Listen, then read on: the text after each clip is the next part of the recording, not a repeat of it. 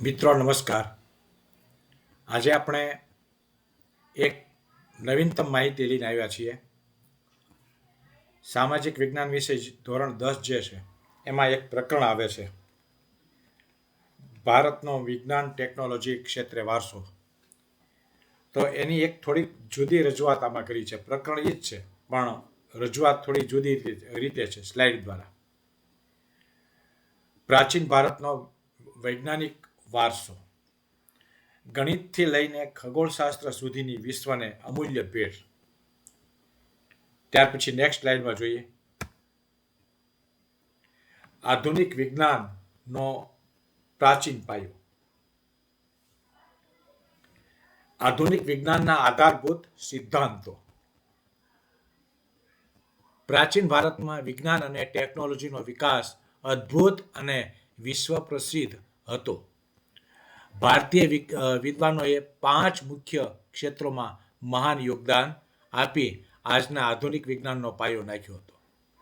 એ 5 ક્ષેત્રો છે એ જો અહીંયા 5 પાયા બતાવ્યા છે: ગણિત, ખગોળશાસ્ત્ર, ચિકિત્સા, ધાતુશાસ્ત્ર અને શિક્ષણ.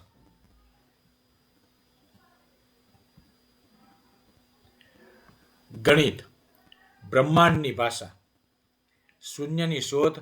ભારતે વિશ્વને ગણિતનો સૌથી મહત્વપૂર્ણ અંક આપ્યો. શૂન્યની શોધ. ભારતે વિશ્વને ગણિતનો સૌથી મહત્વપૂર્ણ અંક આપ્યો. જે અહીંયા ચિત્ર આખું બતાવે છે, જુઓ સ્લાઇડમાં. શૂન્ય. દશાંશ પદ્ધતિ. ગણતરીની આધુનિક અને સરળ પદ્ધતિનો ઉદ્ભવ ભારતમાં થયો. બંને સરસ માહિતી આપી છે આમાં, જે આપણે જે પાઠ્યપુસ્તક કરતાં થોડીક અલગ છે. નેક્સ્ટ, ગણિતના મહાન શોધકો.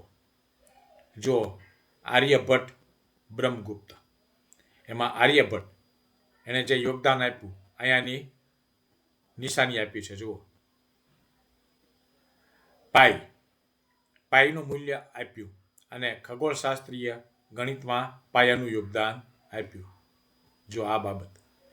પછી બ્રહ્મગુપ્ત શૂન્યના ઉપયોગના નિયમો અને 3 સંખ્યાઓના સિદ્ધાંતો પ્રસ્થાપિત કર્યા, જે અહીંયા આપણને બતાવે છે બંને ચાર્ટની અંદર. ત્યાર પછી નેક્સ્ટ, ખગોળશાસ્ત્ર, બ્રહ્માંડની સમજ. પૃથ્વી ગોળ છે અને પોતાની ધરી પર ફરે છે. આ સચોટ વિચાર પ્રાચીન ભારતીયોએ આપ્યો હતો, જે અહીંયા આપણને ચિત્રમાં બતાવે છે, જુઓ. અદ્ભુત માહિતી છે મિત્રો આ.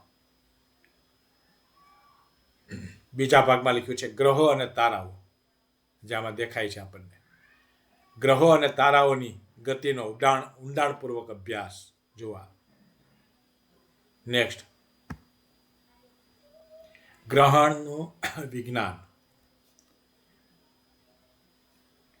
પ્રાચીન ભારતીય ખગોળશાસ્ત્રીઓએ માત્ર નિરીક્ષણ જ નહોતું કર્યું, પરંતુ તેની પાછળનું વિજ્ઞાન પણ સમજાયું હતું. સૂર્યગ્રહણ અને ચંદ્રગ્રહણ વિશે યોગ્ય અને વૈજ્ઞાનિક સમજ વિકસાવવામાં આવી હતી, જે અહીંયા આપણને આ આકૃતિ પરથી ખ્યાલ આવે છે. બરોબર, સૂર્યગ્રહણ અને ચંદ્રગ્રહણ. આ ગ્રહણનું વિજ્ઞાન. ત્યાર પછી નેક્સ્ટ, ચિકિત્સા, મહત્વનો મુદ્દો.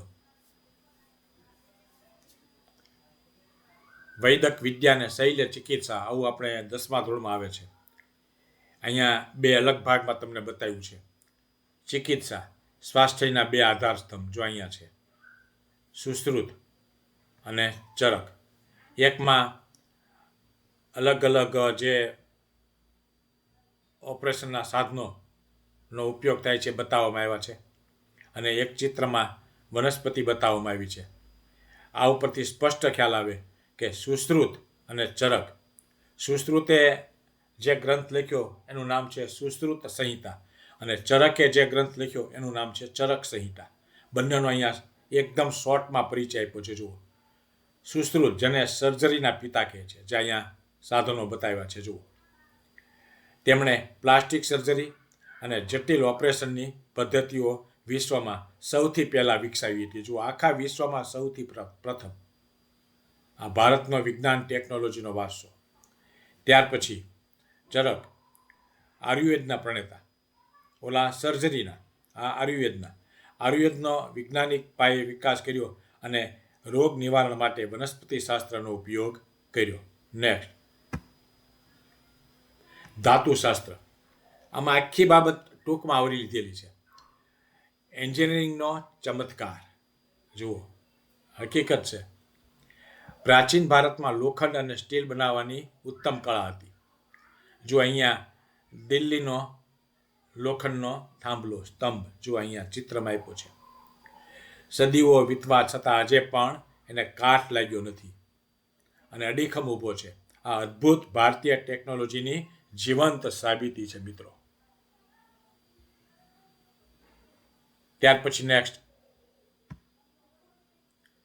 શિક્ષણ, વિશ્વનું પ્રથમ જ્ઞાન કેન્દ્ર. હવે છેલ્લે જે વિદ્યાપીઠોની બધી વાત આવે છે આપણે પાઠ્યપુસ્તકમાં પણ, એમાં નાલંદા યુનિવર્સિટી વિદ્યાપીઠ અહીંયા જે ચિત્રમાં બતાવ્યું છે જુઓ. આ એક વિશ્વ પ્રસિદ્ધ શિક્ષણ કેન્દ્ર હતું. તેની ખ્યાતિ એટલી હતી કે વિદેશમાંથી પણ વિદ્યાર્થીઓ અને વિદ્વાનો અહીં જ્ઞાન પ્રાપ્તિ માટે આવતા હતા. મિત્રો, આની લગતી એક મેં ટૂંકી શોર્ટ માહિતી પણ બનાવી છે, જે મેં યુટ્યુબમાં મૂકેલી છે. એમાં તમને વિડીયો આખો બતાવાશે, ધીમે ધીમે એક ભાગનો આવી માહિતી મૂકેલી છે, તો એ પણ તમે જોઈ લેજો. ત્યાર પછી નેક્સ્ટ, આખું કોષ્ટક સમજવા જેવું છે. જુઓ, પ્રાચીન શોધકો અને તેમનું અમૂલ્ય યોગદાન. શોધક, ક્ષેત્ર અને મુખ્ય શોધ. એમાં શોધકમાં આર્યભટ્ટ, બ્રહ્મગુપ્ત, સુશ્રુત અને ચરક.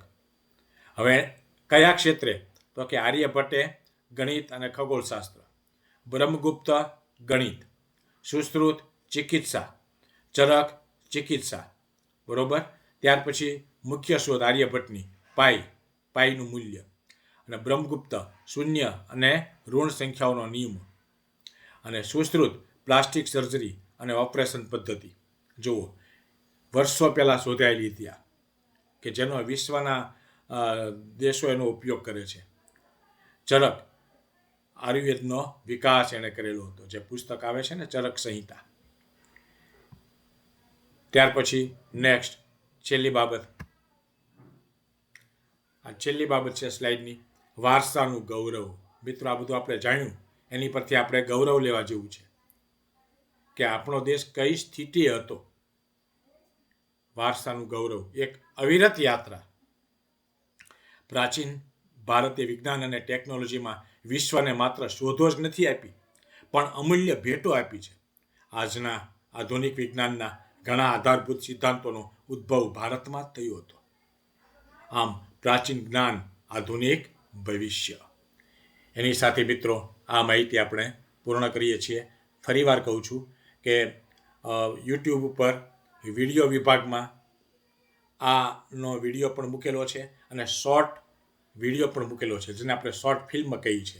એક પછી એક દ્રશ્યો તમારી સામે આવતા જાય, આવું પણ મૂકેલું છે. તો યુટ્યુબ ચેનલ ખોલી અને જોઈ લેજો, એટલે તમને બંને માહિતી સરળ ભાષામાં સમજાઈ જાય.